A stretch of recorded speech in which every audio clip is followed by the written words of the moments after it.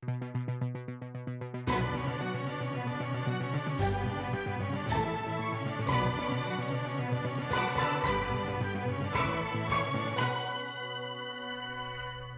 evening, welcome to QUT News. Good evening.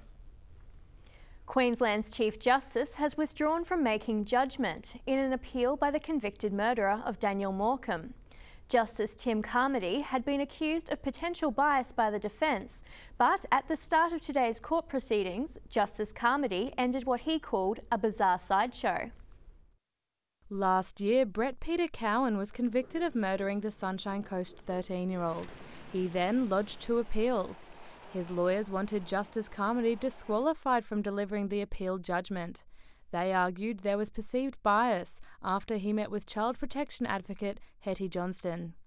Bruce and Denise Morcombe were cynical of the lawyers' motives. What is this all about? Is it about fair justice for Mr. Cowan, or is it the profile of certain legal eagles, or is it in fact an angry spat between a couple of judges and professionals in that industry that should know better? All these judges and lawyers and barristers need to realise that they're talking about a young boy that was murdered, not arguments between themselves. Justice Carmody said he made his decision to prevent any delay in justice for the Morcombes. Jess Lodge, QUT News. Concerns have been raised in State Parliament over the authority of some Queensland magistrates. Those sworn in since April 2013 have been taking the incorrect oath, while at least one hasn't taken an oath at all. Parliament could have a legal mess on their hands over a 2-year-long mistake regarding Queensland magistrates. Attorney-General Yvette Darth discovered late last week the oath being used is from a repealed act. Parliament is looking to pass new laws to validate the oath the new magistrates took. Meanwhile, in question time, the Premier lashed out at the federal government, saying next week's budget would mean a hit for Queensland. We are really concerned next week that we are going to see huge cuts to health and education. That's right. $18 billion gone. The Premier's comment sparked a rise from the Parliament. Oh, the member for Evidence rubbing his hands. Oh, the member for Clayfield's getting a bit of enthusiasm there. QUT News approached the LNP for comment regarding the federal budget, but a representative of Mr Springborg said no one would comment on the budget until it is released. Parliament will sit again in 2 weeks' time. Chris Thompson, QUT News. Many Australian pensioners will be finding themselves better off after January 2017. The federal government says changes to the aged pension in next week's budget will take from the rich and give to the poor. The government has announced a revamp to the aged pension that will see about 172,000 pensioners $30 better off each fortnight. To do it, the government is reducing the pension threshold by more than $300,000. This is a fairer way to have a more sustainable pension. About 91,000 well-off retirees will no longer receive a part pension, and 236,000 will have their pension decreased. But the government says 9 out of 10 pensioners will either be better off or not affected at all. This idea that you can be a liquid assets millionaire and still be a part pensioner, I think is problematic. About 50,000 retirees who were on the part pension will now get the full amount. Today's announcement is a welcome change from the previous budget's policy, which would have hindered pension increases for 4 million Australians. There are 3.7 million pensioners who now know that their pension won't be going down 6 months by 6 months. The Prime Minister says it's an example of what we can expect in the coming budget. Laura Dixon, QUT News. Sydney's just wild about Harry. Prince Harry, that is. A huge crowd outside the Opera House screamed out his name, posed for selfies with him, and one lucky primary teacher even got a royal hug. The meet and greet wrapped up the Prince's month-long secondment with the Australian Defence Force. Prince Harry arrived at the Opera House by boat and was welcomed by New South Wales Premier Mike Baird. With Premier Mike Baird, yeah. Formalities over, the Prince made a beeline for school children sitting on the steps, and they loved it. Hi guys! Hi! You got the whole day off school. Then he spied the second grader's teacher and called her up to the front of the class. Is that your favourite teacher as well? With some encouragement from the kids, Harry gave her a surprise cuddle.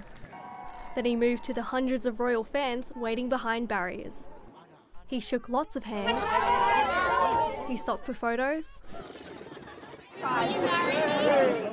One girl, wearing a plastic crown, stole a kiss from the prince. I just said this is the third time I propose, you know, put a girl out of her misery. And then he said that could he think about it, and I said, oh, well, I'll be happy with just a kiss. And so he let me kiss him on the cheek, but then I went in for it. And everyone, it seemed, wanted to catch his attention. Harry told the crowd he's really enjoyed his time down under.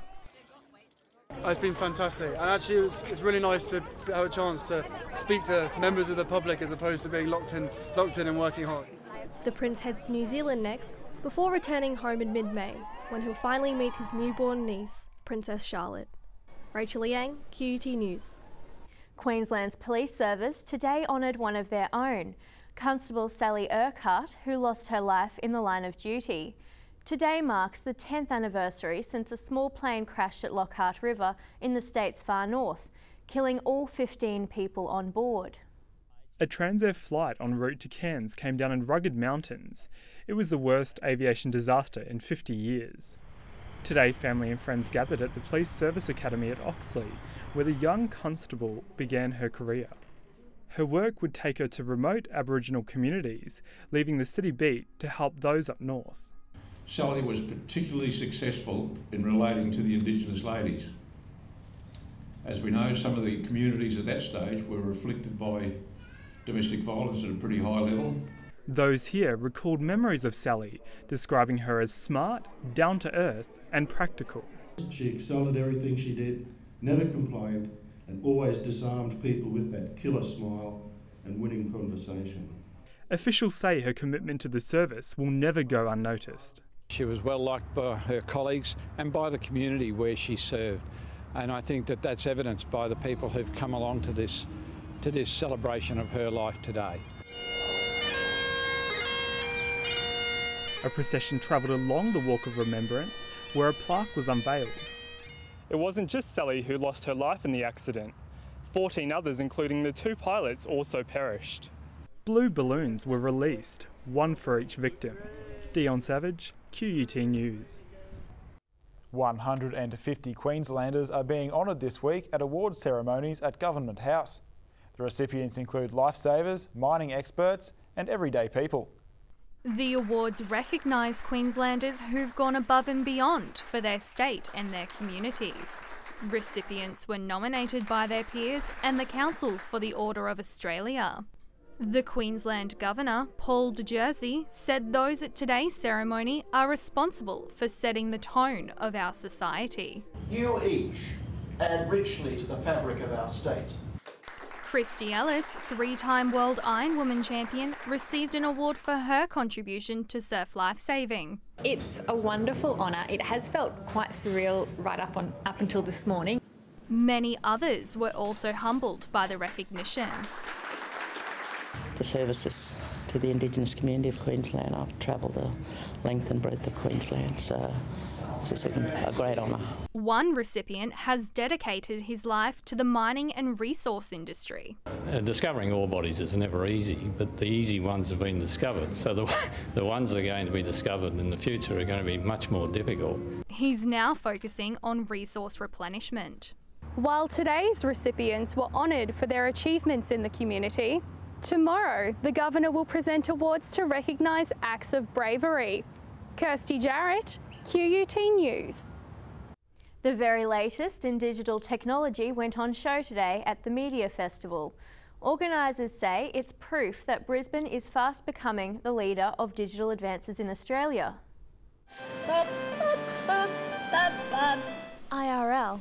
Webspeak for In Real Life is a festival that combines highbrow art and technology. Looking at this boundary between virtual reality and real life and the kind of the blurring of that boundary in different ways. Here you can be entertained by retro video games, get lost in a virtual reality lounge, or take a ride on a chair that walks.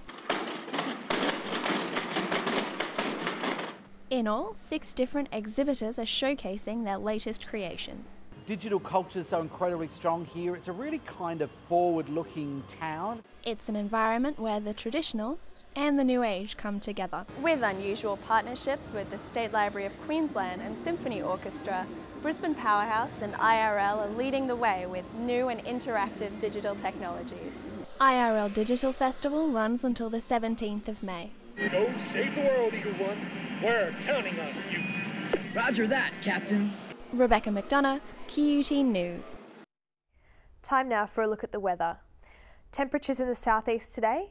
We had a cracker in Brisbane today with a pleasant 25 degrees. Gold Coast reached 26 degrees. 25 for the sunny coast and Ipswich 25. Around the nation tomorrow and Sydney, sunny with a top of 20 degrees. Cold and cloudy in Canberra, getting down to just 2 degrees. A chance of showers for Melbourne, a top of 17. Rain and wind for Hobart, 16 degrees. Chance of showers in Adelaide, 17 degrees. 23 degrees in Perth. And a warm 32 for Darwin. The forecast for Queensland and sunny in Mount Isa, a top of 28. Possible showers in Cairns, maximum 29. Mostly sunny for Townsville and Mackay. Sunny in Rockhampton, getting down to 13 degrees. A few showers for Bundaberg, a top of 25. And sunny in Longreach, 26 degrees. The outlook for Brisbane, clouds expected tomorrow, a top of 24. And a fine and sunny weekend with 25 the max for Saturday and Sunday. That brings you up to date with the weather. And that's all the news we have for now. We'll be back tomorrow with more QUT News. Goodbye. Goodbye.